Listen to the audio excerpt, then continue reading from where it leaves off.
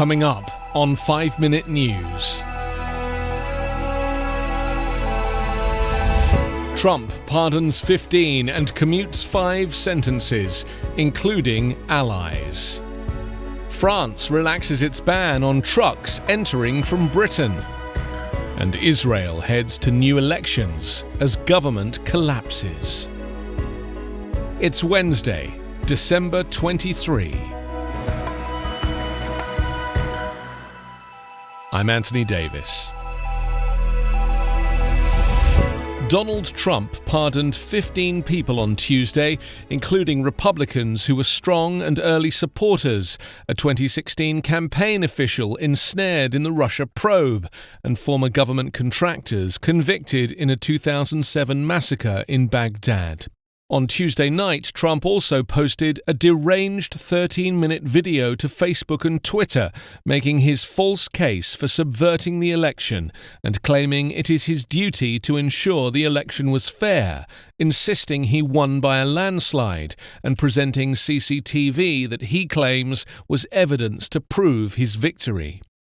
In reality, all of his claims have been debunked, including by the Supreme Court on 2 occasions. Critics have expressed concern for Trump's deteriorating mental health and his inability to accept his election loss. While it's not unusual for presidents to grant clemency on their way out the door, Trump also commuted the sentences of 5 others on Tuesday. Trump has made clear that he has no qualms about intervening in the cases of friends and allies whom he believes have been unfairly treated, even those who have pleaded guilty to their crimes.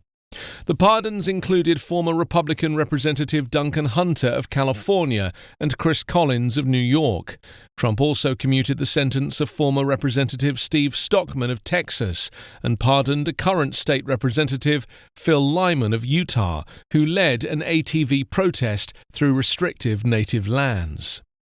Collins, the first member of Congress to endorse Trump to be president, was sentenced to 2 years and 2 months in federal prison after admitting he helped his son and others dodge $800,000 in stock market losses when he learned that a drug trial by a small pharmaceutical company had failed. Hunter was sentenced to 11 months in prison after pleading guilty to stealing campaign funds and spending the money on everything from outings with friends to his daughter's birthday party. In the group announced Tuesday night were 4 former government contractors convicted in a 2007 massacre in Baghdad that left more than a dozen Iraqi civilians dead and caused an international uproar over the use of private security guards in a war zone. The pardons reflected Trump's apparent willingness to give the benefit of doubt to American service members and contractors when it comes to acts of violence in war zones against civilians. Trump also announced pardons for allies ensnared in the Russia investigation. One was for George Papadopoulos, his 2016 campaign advisor, whose conversation unwittingly helped trigger the Russia investigation that shadowed Trump's presidency for nearly 2 years. He also pardoned Alex van der Zwaan, a Dutch lawyer who was sentenced to 30 days in prison for lying to investigators during Special Counsel Robert Mueller's investigation. President-elect Joe Biden on Tuesday assailed the Trump administration for failing to fortify the nation's cyber defenses and called on President Donald Trump to publicly identify the perpetrator of a massive breach of U.S. government agencies, a hack some of Trump's top allies have blamed on Russia. France relaxed its coronavirus-related ban on trucks from Britain on Tuesday after a 2-day standoff that had stranded thousands of drivers and raised fears of Christmas-time food shortages in the UK. French authorities, who had imposed the ban to try to protect the continent from a new variant of the virus that is circulating in London and southeast England, said delivery drivers could enter by ferry or tunnel provided they showed proof of a negative test for the virus.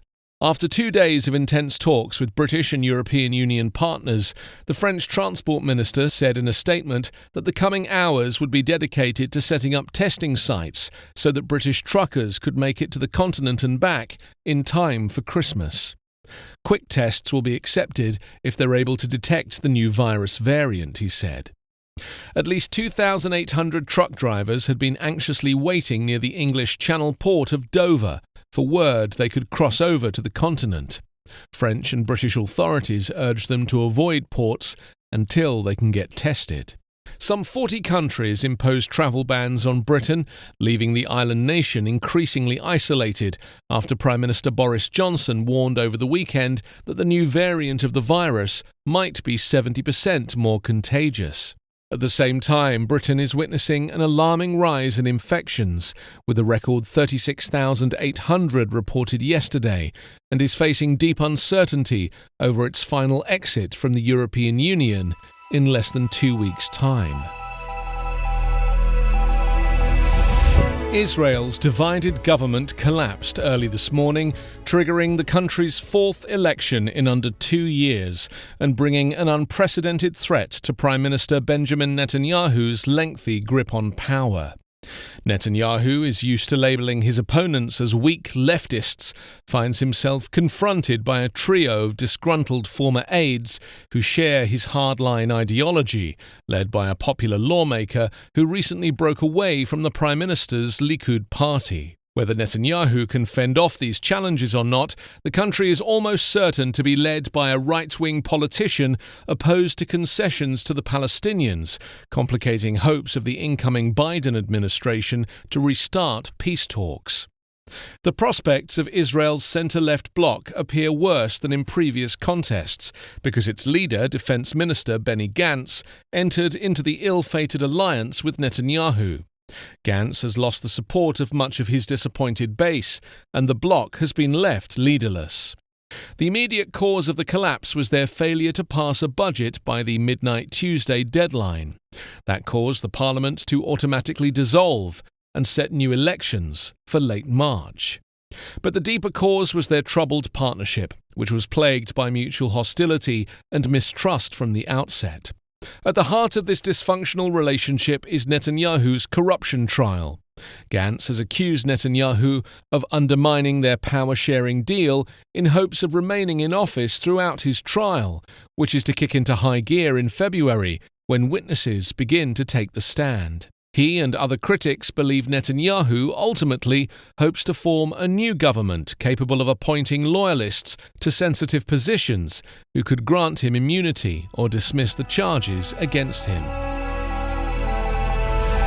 You can subscribe to 5 Minute News on YouTube with your preferred podcast app. Ask your smart speaker or enable 5 Minute News as your Amazon Alexa flash briefing skill. Subscribe, rate and review online at 5minute.news.